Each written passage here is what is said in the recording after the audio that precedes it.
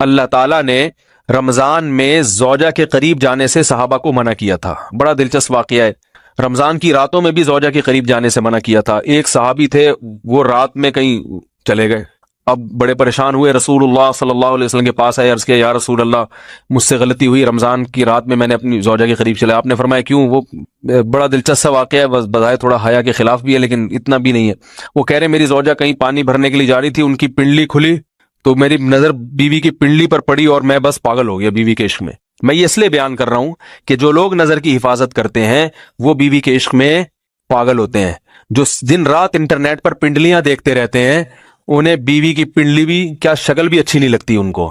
بد نظری کا یہ عذاب ہے، وبال ہے کہ جو اللہ نے گھر میں آپ کے لیے بٹھائی ہے وہ آپ کو اچھی نہیں لگے گی.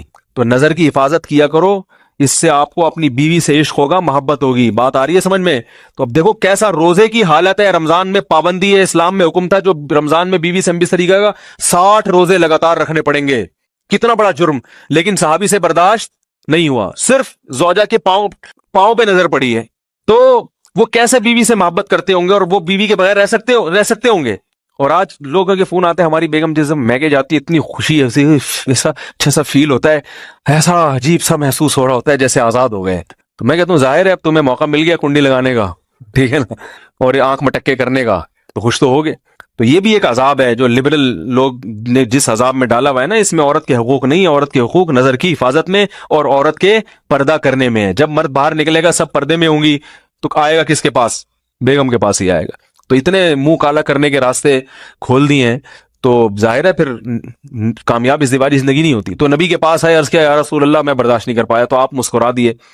تو وہ نبی کے پاس گئے، یا رسول اللہ ایسے ہوا، مجھ سے غلطی ہو گئی. تو آپ نے فرمایا کیوں؟ فرمایا ایسا ہو گیا تھا. تو آپ صلی اللہ علیہ وسلم نے فرمایا 60 روزے رکھو لگاتار.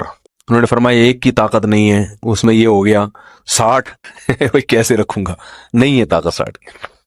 آپ نے فرمایا ٹھیک ہے پھر 60 غریبوں کو 2 ٹائم کا کھانا کھلاؤ. فرمایا اس کی بھی طاقت بولو بھائی نہیں ہے. اتنے میں ایک صحابی لائے کوئی چیز صدقہ کرنے کے لیے.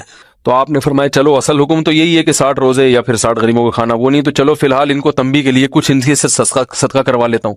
فرمایا چلو یہ فلاں خیرات کی ایک چیز لے کر آئے ہیں، تم یہ لے کے غریبوں میں بانٹ دو. انہوں نے فرمایا مجھ سے زیادہ غریب پورے مدینہ میں بھائی کوئی بھی نہیں. آپ صلی اللہ علیہ وسلم مسکرانے لگے. فرمایا جاؤ کھاؤ اور بچوں کو کھلاؤ. اور بھائی غلطی بھی ہوئی اور گھر میں راشن بھی آ گیا. تو اس کے بعد قرآن کی آیت نازل ہوئی کہ احل لکم لیلۃ الصیام الرفث الی نسائکم ہن لباس لکم وانتم لباس لہن علم اللہ انکم کنتم تختانون انفسکم فتاب علیکم وعفى عنکم فالآن باشروہن وابتغوا ما کتب اللہ لکم.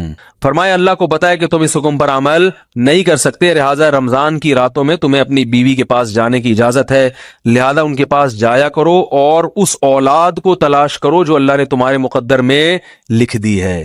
قرآن جہاں بھی بیوی سے ریلیشن قائم کرنے کی بات کرتا ہے اولاد کا ذکر لازمی کرتا ہے، یعنی تلاش کرو اس اولاد کو جو اللہ نے تمہارے لیے لکھ دی ہے. ما کتب اللہ لکم، ما کتب اللہ علیکم نہیں ہے. علا کا مطلب تمہارے خلاف، لکم کا مطلب تمہارے فائدے کے لیے. لام عربی میں نفع کے لیے آتا ہے، علا عربی میں ضرر اور نقصان کے لیے آتا ہے. فرمایا یہ نہیں کہ اس اولاد کو تلاش کرو جو بطور پینلٹی کے اللہ نے تمہارے متھے لگا دی ہے، جو اللہ نے تمہارے فائدے کے لیے لکھ دی ہے. اس سے پتہ چلتا ہے اسلام اولاد کی کثرت پہ کس قدر حریص ہے. بات آ رہی ہے اور بھی اس بارے میں آیتیں ہیں قرآن مجید کی، مگر میں اب زیادہ تفصیل میں نہیں جاؤں گا. کچھ آیتیں رہ گئی ہیں، کچھ احادیث رہ گئی ہیں، تو وہ انشاءاللہ پھر